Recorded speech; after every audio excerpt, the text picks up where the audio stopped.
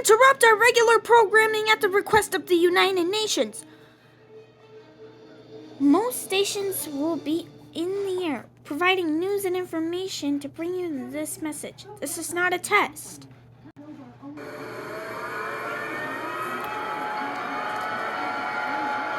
Global alert, this is not a test. I repeat, this is not a test.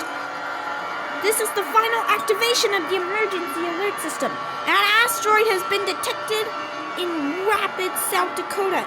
This asteroid is known to be Ceres, the largest asteroid on Earth.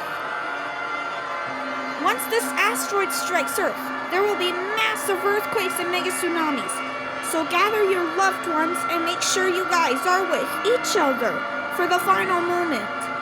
Spend as much time as you can and as possible. Cherish every moment you've had with them.